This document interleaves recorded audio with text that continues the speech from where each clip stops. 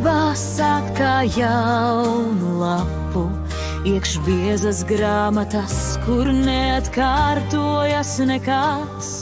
un satver grāmatā šai pavadienu tā kā taku, uz kuras vienmēr atkal jauni soļi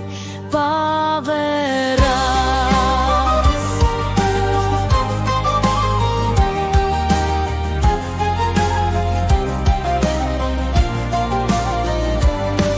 Kaut izlasītas grāmatā jau lapas daudzas,